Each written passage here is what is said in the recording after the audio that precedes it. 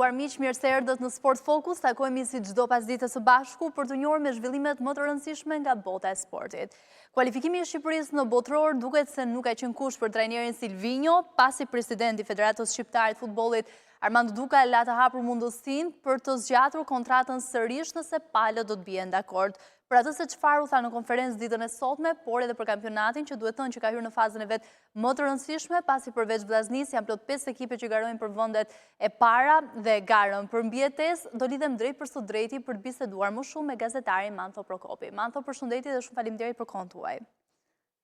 Përshëndetje Anela, faleminderit për ftesën. Atëherë shumë u tha në fakt në konferencën e ditës së sotme që kam përshtypjen që ndoqë edhe nga afër, por dua të ndalem tek pikat më të rëndësishme ose me atë se çfarë do unë nisa në fakt me rrugën e Silvinjo si trajner. Si e lexuat ju deklaratën e zotit Duka që duket se i lë pra të hapura dyert për Silvinjon?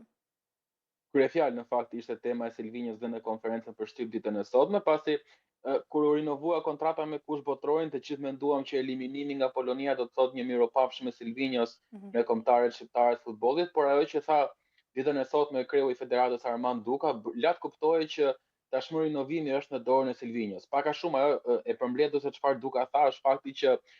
duket sikur FSHF ka vendosur të japë një ofertë të re për rinovimin e kontratës Silvinjos dhe fillimisht do të presin përgjigjen e tij nëse ai do të pranojë rinovimin e kontratës me kushte të reja. Pra, po të lexojmë në rrjeshta duket sikur oferta që do t'i vi Silvinjos nga FSHF do të jetë një ofertë më e ulët financiarisht dhe për këtë arsye pritet për të vendosur nëse do të pranoj Silvinjo që ndoshta me një pak të reduktuar të vazhdoj të jetë në krye të kombëtarëve shqiptarë të futbollit dhe në rast të pranon, nga fjalët e vet presidentit Duka, duket se do të ketë një marrëveshje për të vijuar sërish së bashku bashkëpunimin. Në rast se nuk pranon, pasi Duka kishte edhe planin B, e tha dhe duke qeshur madje që edhe në rast se nuk pranon Silvinjo, unë i kam disa emra në mendjen time në kokë. Tha, kështu që është pa diskutim një temë shumë e nxehtë, por duket sikur edhe vetë Silvinjo ndoshta duke treguar edhe dashurinë që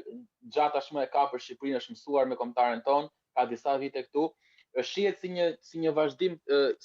i projektit së bashku. Besoj që do të jetë një tratativë që do të përfundojë lumtur për të dyja palët, megjithatë mbetet për të parë. Edhe presidenti dhe Silvinjo kishin zhvilluar një bisedë së bashku, ku pyesnin më shumë njëri tjetrin se do të që unë të vazhdoj, dhe të dy sikur ishin dakord për të vazhduar, kështu që besoj që do të jetë me fundin e lumtur me rinovim, por rinovim që do të vijë gjithmonë me një ndryshim besoj në kushtet ekonomike të kontratës, kontratë do t'i ofrohet fillimisht Silvinjos dhe më pas, nëse ky jep përgjigje pozitive, vazhdoj me të. Nëse jo, më pas do kërkohet për një trajner të ri, me atë që cilësoj Duka, gjithçka do të kryhet para misoreve të muajit qershor. Pikërisht do të ndalesh, pra gjithçka do merret vesh në momentin që do të mbyllet pra edhe qershori, vera, shtatori ndoshta me trajnerin e ri ose me një emër të rikonfirmuar.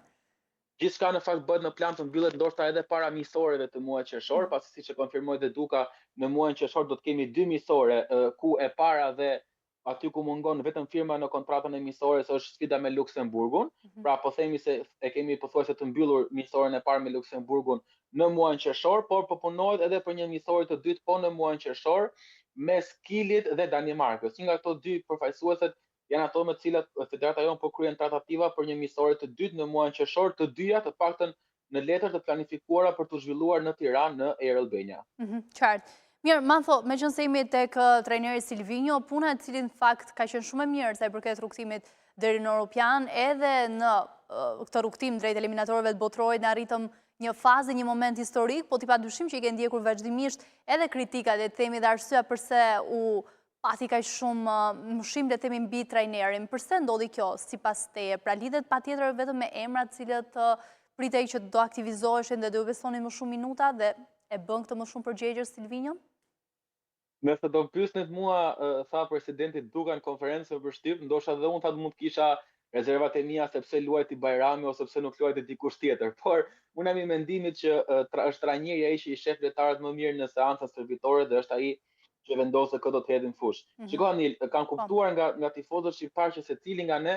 qoftë ky nëse ndjek futbollin prej vitesh ose qoftë nëse ndjek për disa muajsh, të gjithë ne marrim përsipër të bëhemi trajner dhe mendojmë se nuk ka më të mirë se ne. Të gjithë mendojmë që po të kishin futur Murçin dhe Mehmetin në fush, do të kishin marrë kualifikimin, por jam i sigurt që trajneri shef shumë më mirë gjërat dhe i mendon shumë më mirë skemat se si qasen lojtarët në fushën e lojës dhe kjo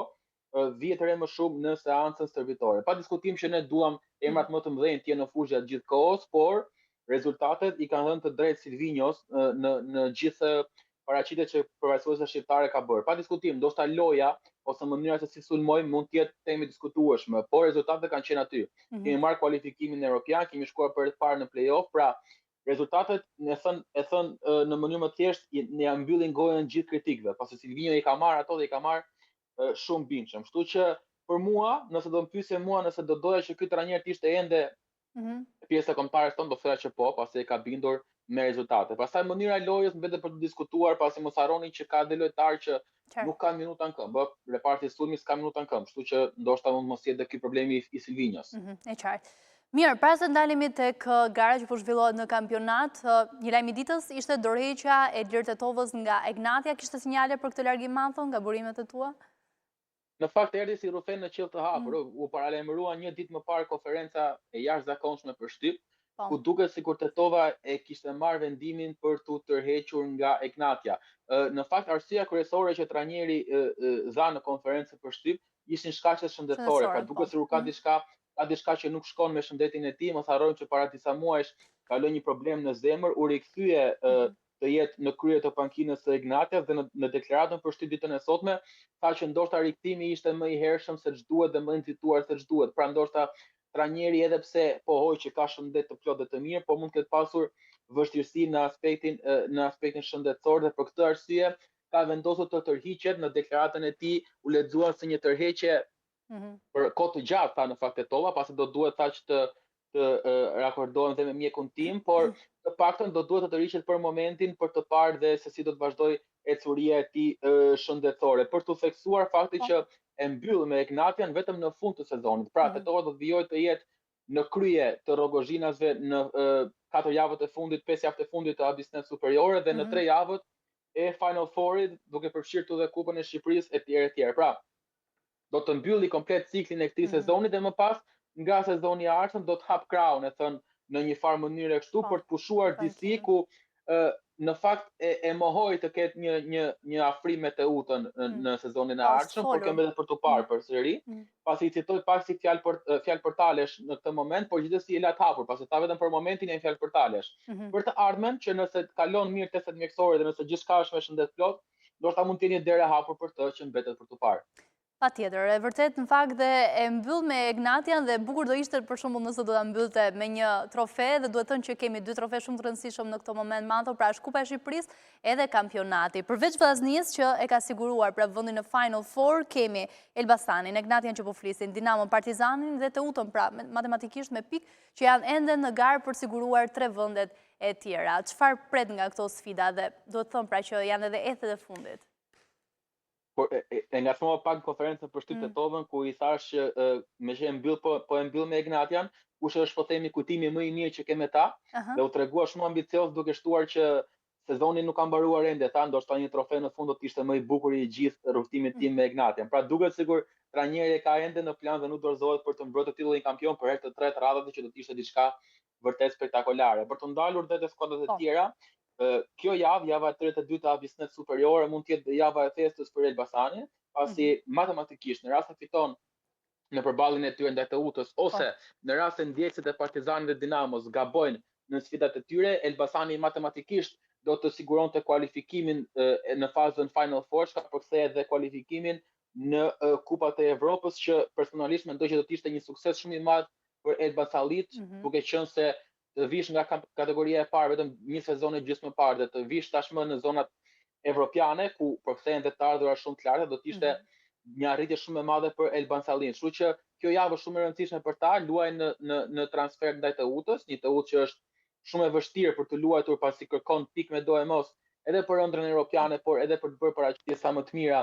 për të ngrohur qytetin e tyre që së fundmi ka shtuar dhe numrin e tifozëve, dhe në duelet direkte mes tyre ka dominuar barazimi këtë edicion, pra është një sfidë që premton shumë luftë në fushën e lojës, por luftë premtojnë të gjitha duelet e kësaj jave. Vora Vllaznia gjithashtu është një duel ku Vora kërkon mbijetesën. Vllaznia ka siguruar fazën Final Four, por do se s'bën 3 pikët për të shkëputur akoma dhe më shumë në krye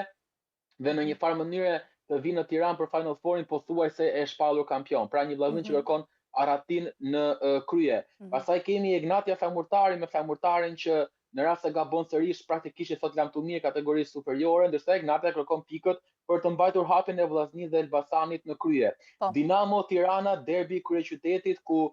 nëse do të shohim 5 javët e fundit, Tirana ka 10 pikë dhe po të marrim me trurinë e 5 javëve të fundit, Tirana është ekipi i vendit parë, ka bërë më mirë nga gjithë në këto javë të fundit dhe vjen pikërisht përballet me Dinamon, që gjithashtu ka luhatje, por së fundmi po arrin të bëjë mirë në kampionat duke i marrë dhe një fitore shumë të rëndësishme Elbasanit, ndali dhe Vllaznin në kupë në barazim, pra duket dhe një Dinamo e ringjallur dhe në erë Albania të dy ekipet nuk kërkojnë të lëshojnë pe, por kërkojnë piket maksimale për objektivat e tyre. Tirana mbijetesën, Dinamo kupat e Evropës. Më pas kemi Partizani Bylis, një tjetër duel ku ngjyra e kuqe do të tërbojë njëri tjetrin pasi të dyja skuadrat kërkojnë 3 pikët. Partizani në fakt për të dhënë fundit Suris për 4 sfidash radhazi pa fitore në kampionat, diçka që nuk i falet më kryeqytetasve, pasi vazhdojnë të kenë objektiv dhe mision kryesor fazën Final Four, që do të ishte dhe shpëtimi i sezonit për ta, pasi në rast të kundërt vetë presidenti Demi deklaroi që do të ishte një dështim të mos mund të merrnin fazën Final Four. Nga ana tjetër Bylis i kërkon pikët maksimale pasi i duhen për mbijetesë, ku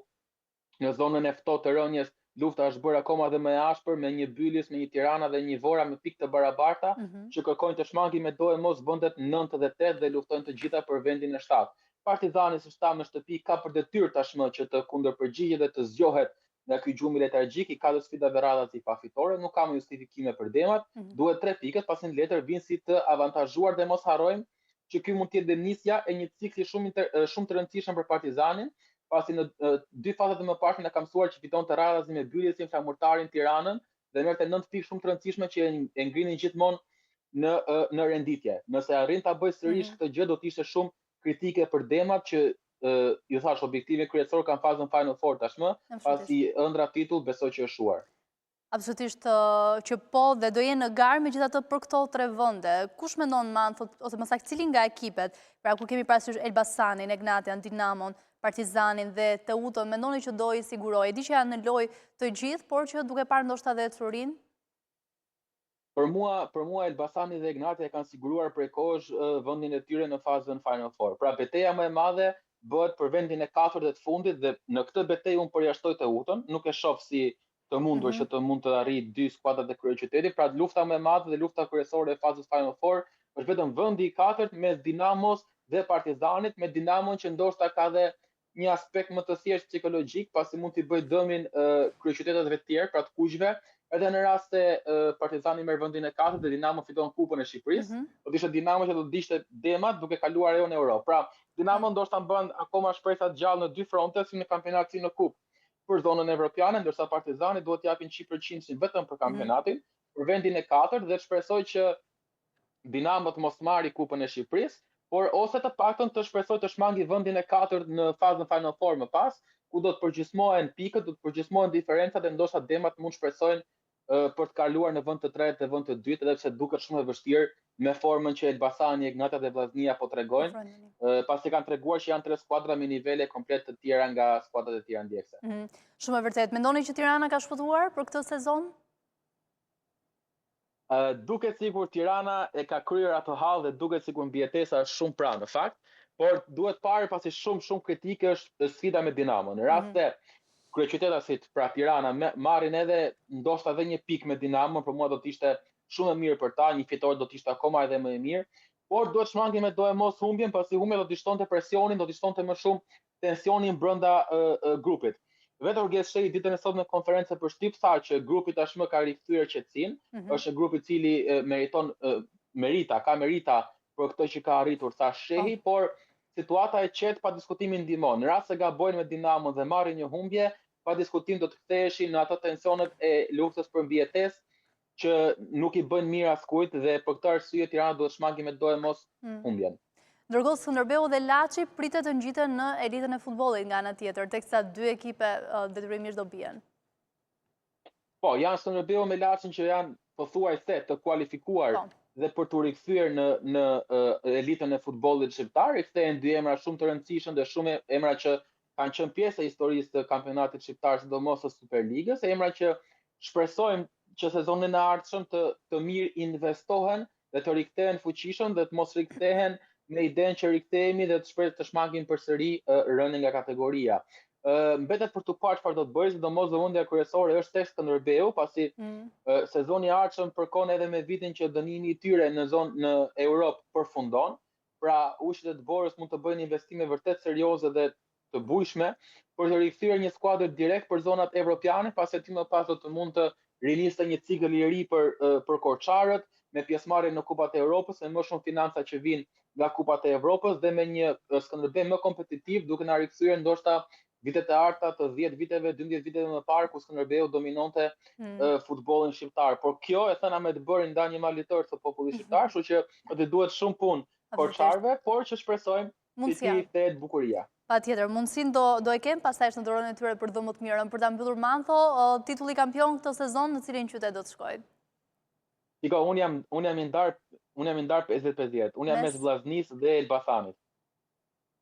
Okej. Mes këtyre dy ekipeve. Egnatia si kampione në fuqi nuk e shikon. Egnatian nuk e shoh më, pasi mendoj që 2 sezone, e treta është pothuajse shumë e vështirë dhe me një Vllaznik që po shkëputet me një Elbasan që është pak më larg me pikë, mendoj që do të jetë pak më e vështirë për Egnatian sezonet e kaluara. Kështu që jam mes Vllaznisë dhe Elbasanit më shumë. E qartë. Mirë, Mantho, faleminderit shumë për gjithë intervistën dhe kohën tënde, ishte shumë kënaqësi. Kënaqësi, faleminderit.